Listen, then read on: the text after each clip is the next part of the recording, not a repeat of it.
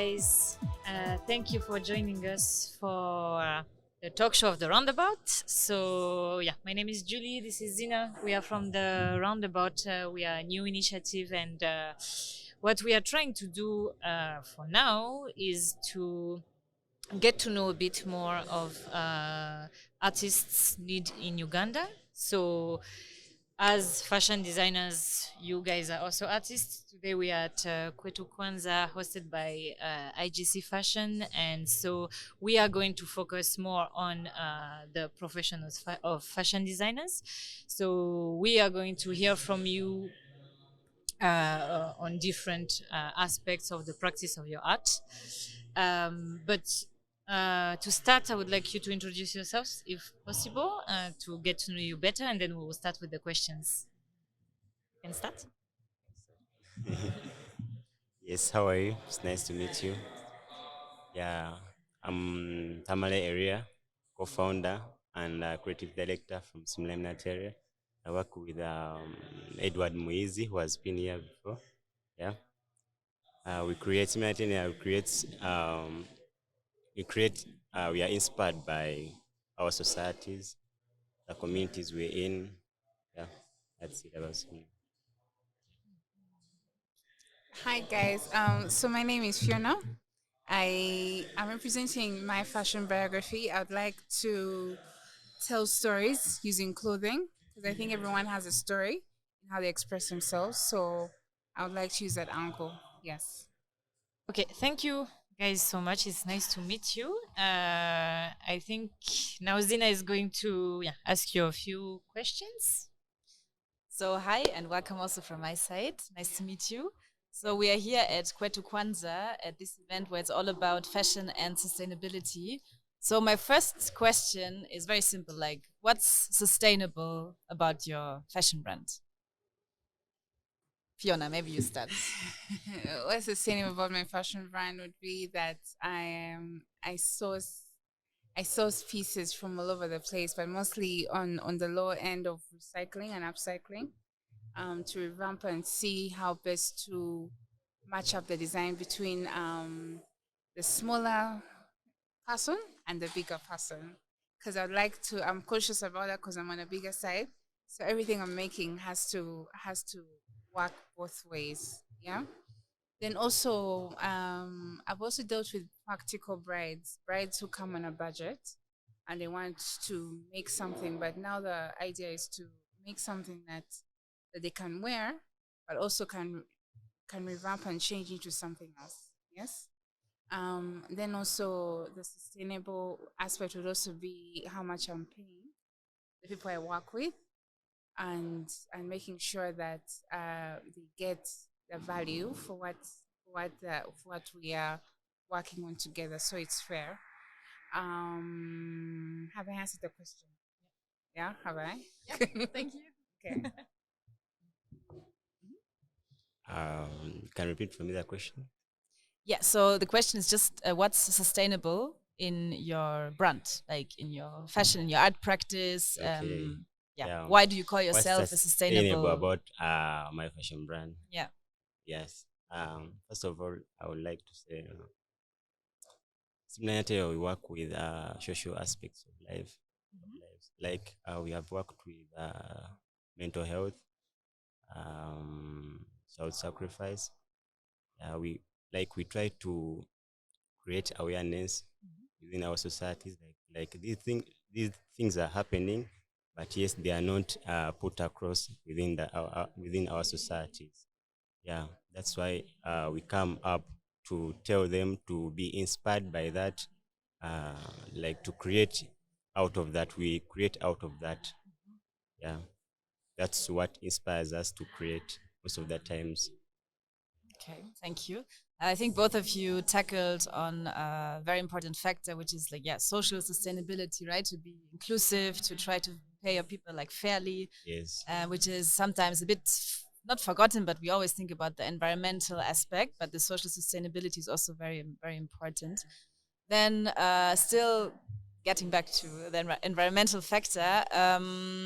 So what does it mean to you to be eco conscious? Like, how can you uphold an art practice that is eco-conscious, knowing that you also have to select like specific resources, even like you talked about the social aspect that you want to pay your people fairly. Like, what are the challenges you face being an eco-conscious artist?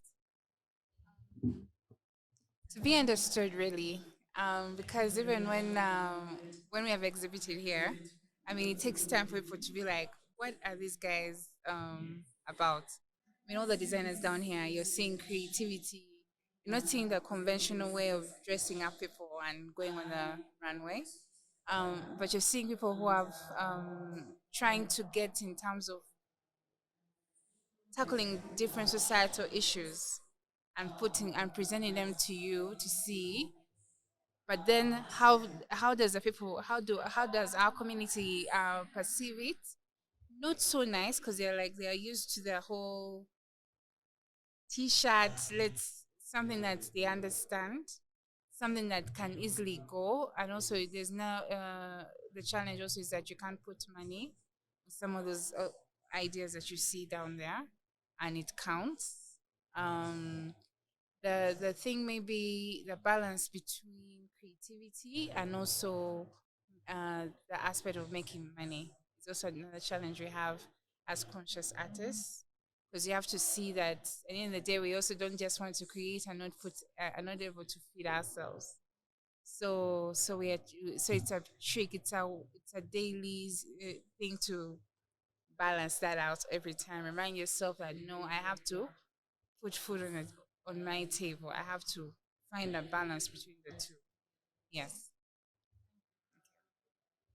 To me, the challenges we face as designers, yeah, most of the time we find challenges of explaining our work to the societies, because most of the time they don't understand what we create. They just say, "This is how can I say, like, that crooked work." They don't see meaningful messages behind the work. But rather, it's better than you hear my words and you get a message out of my words before seeing my outfit. See, you can just listen to my words and see like the message I'm trying to portray out, instead of seeing my outfit. Like when you hear to my message, you will be able to understand my outfit that I've created. Yeah, and another challenge is we face challenges of um, there are many we have created many outfits or art pieces. They are out there. Like we lack most of the times we lack funds. I can say funds. Maybe challenges of creating. The time there's no vibe to create. Like you have an idea, but you are not able to put it on paper. Maybe you will need some help or from different designers to help you out. Maybe, yeah. I think Okay. that is me as a fashion designer. Yeah. Thank you. Thanks so much. Something also we both dropped like is the aspect of fast fashion, right? There are a lot of clothes produced in a quick time, and this conversation is also hosted or sponsored actually by Viva Con Agua. So, did you actually know that to produce a cotton T-shirt, a simple cotton T-shirt, you use 2,700 liters of water, which is a lot. Two, So 2,700 liters, it has. yeah, of water to produce a conventional cotton T-shirt. So this is like too much, and like also regarding the overflow of second-hand market, like the fast fashion, it's just getting worse. So first of all, have you I don't know, did you know about this Yes. connection? And if yes, like what are you doing maybe about it, or what do you think could be way forward for us as a community to be more critical about the water consumption? Please. Yeah. Now, for that, because I have friends in the States and Europe. Now, the fast fashion has affected people even in terms of creativity, how to reuse and recycle their items. Yeah. So you find that somebody will buy like 5 items just for a season, and and wear them for like about 2 weeks, and then donate them. Yeah, which is not the case here in Africa, because partly also our economy can't support that. We find that you have to be creative in how you're going to use one piece in different ways. Yeah. How are we tackling it? How am I tackling it? I've decided to, because I like adventure, so I go down and buy these fabrics from the very places that send them here and secondhand. Yeah, and answer the cause that way. Yeah. How are we doing it? Is also encouraging people to see fashion not just from a point of um, we are going for a bridal party, or we are going that they create pieces that they can wear more than once. Yeah. Already in our families, we do that whole sustainability aspect, because if you're more than one sibling and you have like 5 siblings, you're going to, by the time you're the middle child, you're going to receive the one that the shirt that was worn by the firstborn. Yeah. And it's going to come down to the last born eventually. Most of the last borns normally get new things, but most times you're taken down. So why does the tailoring community why is it thriving here? Is because most times people take these very pieces to the tailors and say adjust here, add this here, add this here. So you're seeing the same piece redone several times. There's a book. I forget the title. There's a book about. It was written by one of our Ugandan authors. It's now in Aristotle. She's talking about. She's talking about how the tailor, how the little boy. This is a grandfather who has a tailoring machine. Yeah, as a sewing machine. Yeah. So she sees the boy begins school from kindergarten up to university. But it's a story about how this tailor uses one piece and uses it for different occasions. Actually, it's a very key. I think I should get it on you. It's a very nice book. So it gives you an aspect of what it means to recycle. So it starts as a shirt when he's a little boy, and it's his first day at kindergarten. Yeah, and then it moves from a point where he's now joining the school choir, and he has to get that very shirt. It gets torn and stuff. It doesn't fit him, and it changes to a tie at some point. Before the shirt, there's a bag, then there's a tie. Yeah. Then the tie, he's now a tall man. The tie is short. Yeah. And then it gets it to now getting just to make a button. Yeah. For his hat, his graduation hat. But that's many stories here in our community. Most times we are using the very pieces, and we just adjust them because we have to dress nice, but also we have to live within our means. Yeah. Thank you. Yeah, please. Yeah. What as me a fashion designer, what I should put across is we should turn back to paper. We should bring it back to scratch, because most of the times many fashion designers don't take time to sketch, don't take time to think about what they should create. Most of the times they just come up, wake up, start stitching. That has affected us to so much. I believe we should bring it back to scratch, find inspirations, try to create new stuff instead of creating much. Yes, you're earning, but it's not valued. You get? It's not valued. When you try to be inspired, your work will be valued. You have that different niche, like it's different from the other designers. Yes, and the other issue is we should try to use education. We should try to teach different people in our societies or designers to, I think they should stop this, what I call of fast fashion, what we've been talking about. It's affecting our communities.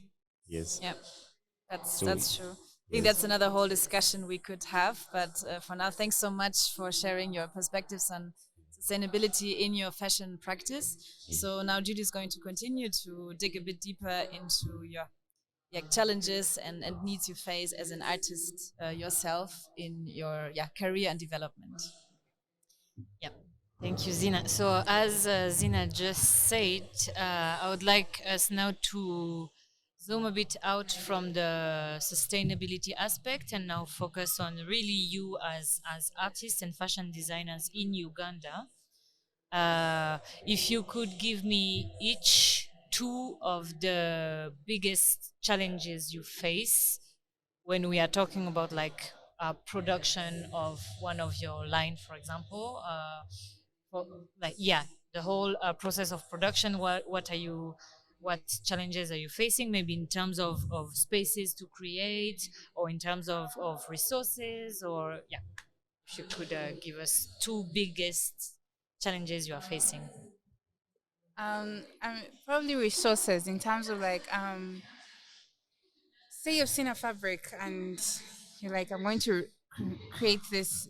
You can't you can't bench on finding it there. Yeah.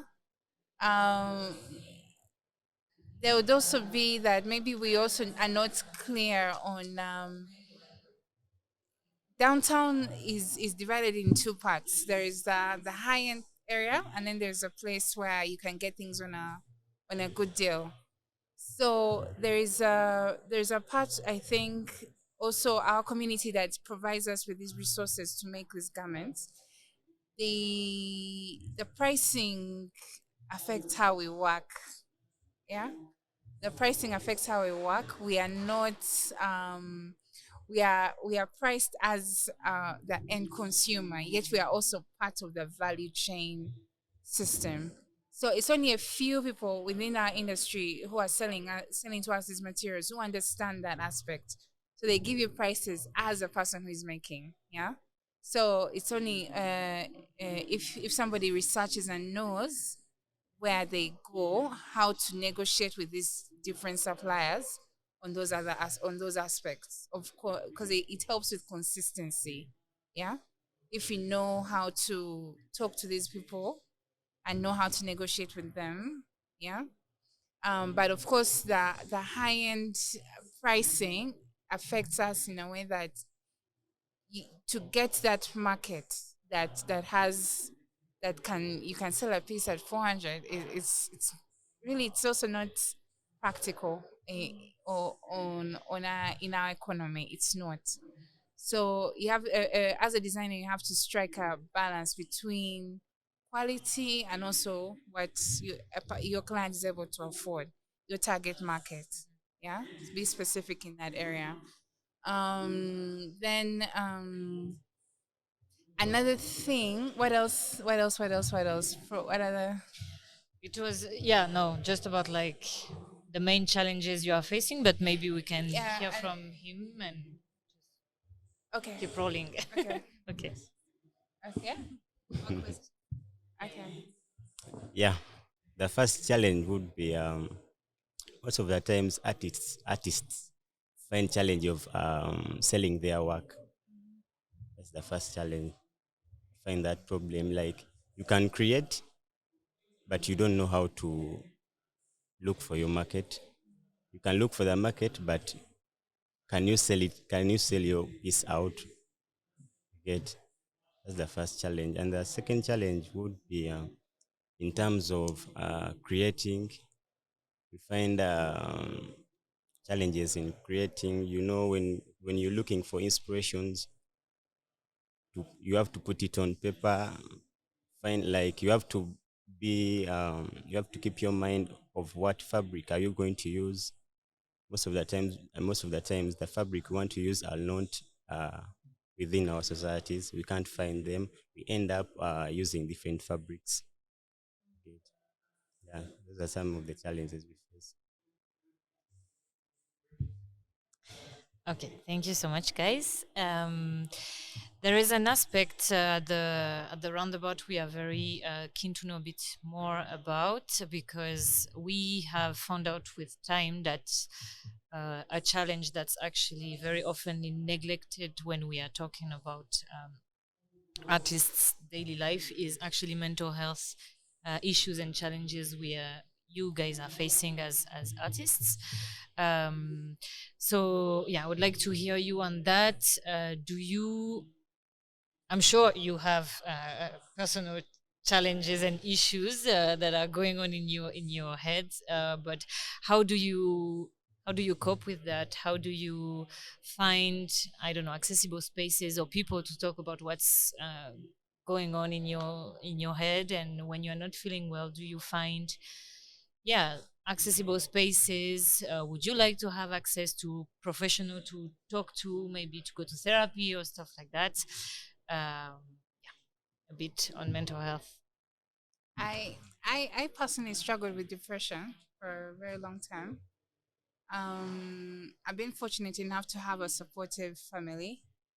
Yeah, because for any artist, I'm sure you need to have at least one or two people who are your support, who your backbone when things are tough. Um, so it's true we do need therapy. It helps to put things in perspective because by nature we are very melancholy in our ways and very soft and very in our heads. So you need those places where you need positivity.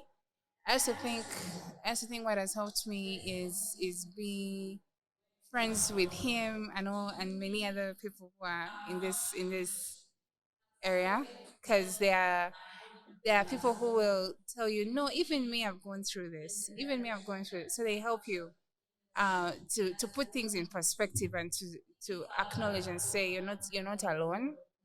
So yes, we need more spaces where there's that synergy that can work together in that area, so that we don't work in islands and then you're dying alone and you have no one to talk to.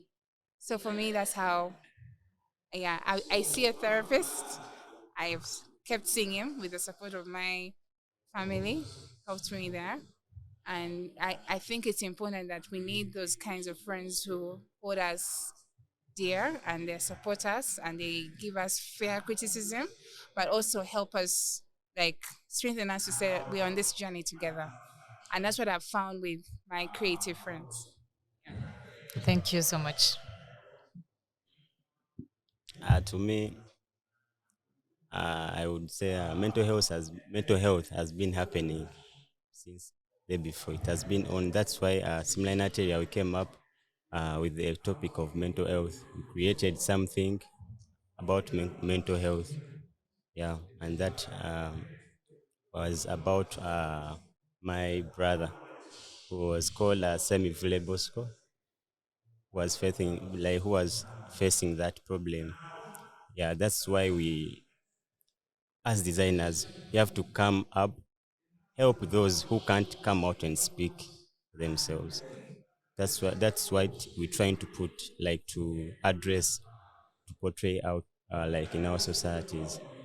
Yeah, and other thing is, true, it has been happening, but most of the times, these people find themselves sitting alone. When you go through that mental health, you end up taking drugs most of the times. Meanwhile, your life gets, I can say, gets messed up. Yeah, I end up saying that's why we come out to portray, to speak for those who are speechless, to see for those who can't see what's going on behind the scenes. Yeah, that is me as Simline. Thank you. It's really amazing. Every time we talk about mental health amongst artists, there is always this thing of community support. Yeah, this thing that without my fellow artists, I wouldn't be like where I'm at right now. I need that support, and but yeah, I think we also see that sometimes professional help can really be helpful. Now another and a last question actually for you guys is about all the legal aspects of your work. Would like to know how do you deal with protecting your work? Do you know a bit about the legal aspect and structures that are in place to protect you as artists? I don't know. And I'd like more clarity there in terms of even because the legal aspect for any artist is very daunting. Like it's we don't want to go there. Yeah.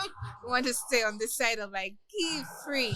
So anyway, so I it would be nice to get to on that other aspect because many times we have been taken advantage of both financially and also with our work. So yes, we're trying to also work on it internally as us with the things that we know now and maybe the tough experiences we have been through. So it has helped us to realize no, there's need to understand the legalities of these things because it helps us also achieve the sustainability aspect of our creativity process. Yes. Thank you. Ah, thank you. I keep on forgetting the name, but thank you. Uh, what I can say about this, we know that it's happening. These things are happening of copyrights. They are happening, but what can we do? Many of the artists don't know what to do. They just keep on creating, but not understanding how to manage their businesses, how to manage their sketches. But what we should do is, I think we should be educated more about that as artists. We should be educated more because we need to learn more about that. Because most of the artists don't know about this. They don't know. That's why we end up doing copy and paste from Pinterest and many social media handles. Yeah. Yeah, I believe we artists need to be educated about that. Yeah.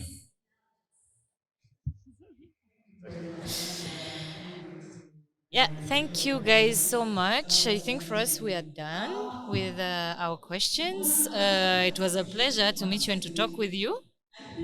And yeah, thank you for everything that you have shared and the content that you have given us. Yeah.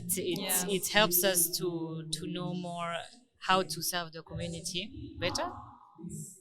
And to add on this, because yeah, we are trying to identify the gaps and see what's missing, and we tackled a lot of challenges, but I also feel there was a lot of strengthness, like the strength of the eco market here, actually, like the support you get from the community, also like in the family, how you're always reusing like the like clothes. There are so many strong factors or like strengths that I think also we can empower more, right? And also to be aware of in the arts ecosystem in Uganda, let's say, to celebrate the strengths as well. Yeah, that's what I wanted to share. Thank you so much. Thanks, Zina, and yeah, thank you again, the two of you. And yeah, it was a pleasure. We are ending the discussion here.